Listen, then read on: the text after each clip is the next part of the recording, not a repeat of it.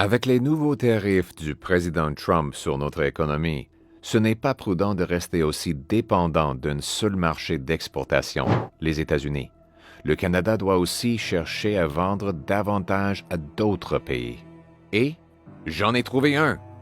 C'est un pays qui a besoin de nos produits et qui vend des choses dont on a besoin. C'est une démocratie pacifique, riche en ressources, et ses habitants sont connus pour leur gentillesse.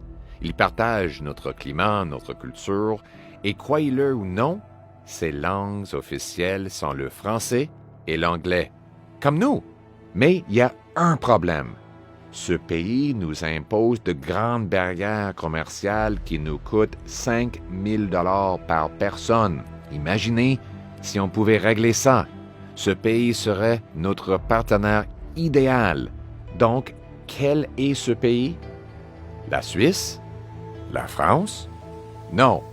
Notre nouveau principal partenaire commercial va être le Canada. Mais n'avons-nous pas déjà le libre-échange avec nous-mêmes? Non. Les barrières commerciales entre les provinces sont plus coûteuses que celles entre le Canada et les autres pays.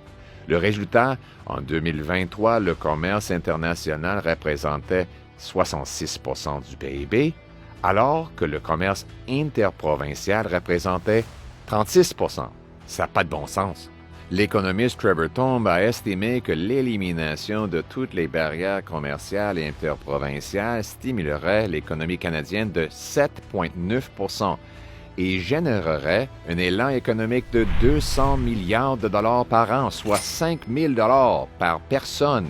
En 2022, les provinces et les territoires canadiens ont vendu près de 600 milliards de dollars aux États-Unis, mais seulement 241 milliards de dollars entre eux. Les barrières commerciales empêchent les Canadiens de faire affaire avec d'autres Canadiens. Quelles sont donc ces barrières? Certaines sont des règles provinciales qui discriminent ou bloquent les produits canadiens en provenance d'autres provinces.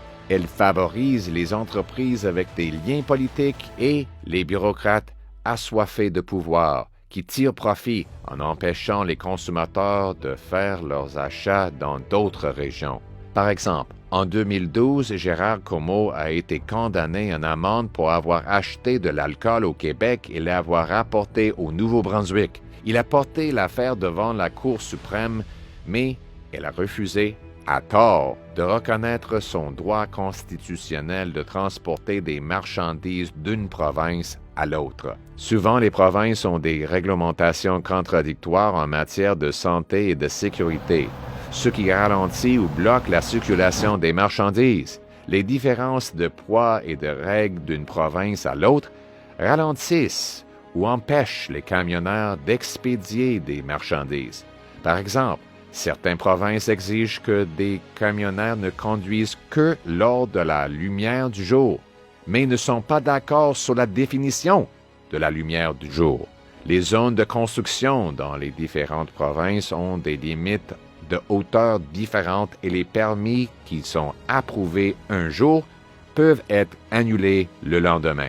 Par conséquent, nos camionneurs ne peuvent pas déplacer efficacement les énormes machines et matériaux nécessaires pour la construction, ni livrer vos produits en magasin ou à votre porte.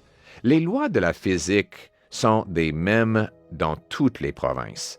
Si un certain tonnage peut être transporté en toute sécurité dans une province, ça devrait être pareil dans l'autre province voisine.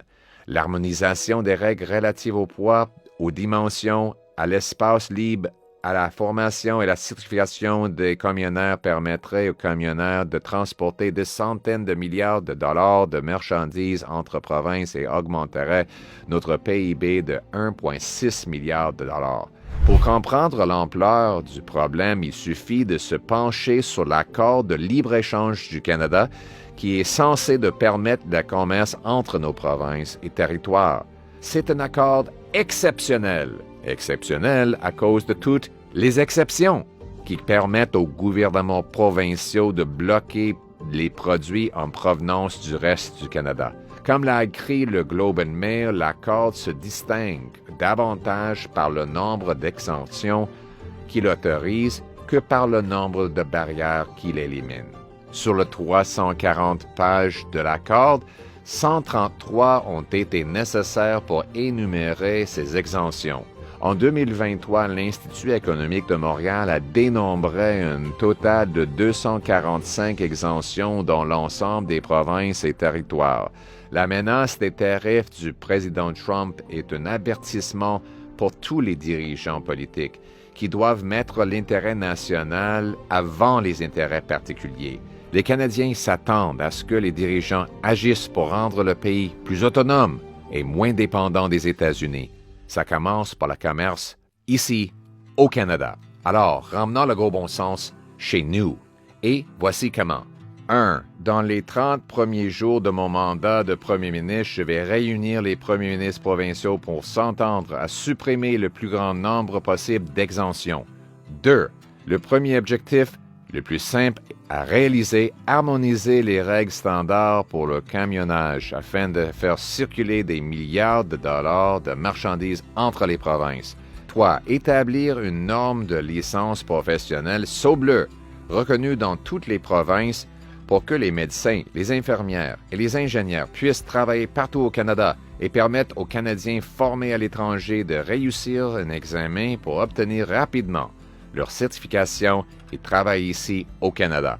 Et en dernier, pour s'entendre, je vais offrir aux gouvernements provinciaux une prime de libre-échange. Chaque fois qu'un gouvernement provincial va éliminer une barrière, mon gouvernement va calculer l'augmentation du PIB qui va en résulter et on va donner à cette province l'augmentation des recettes fiscales fédérales pour les écoles, les hôpitaux ou toute autre priorité choisie par les premiers ministres provinciaux.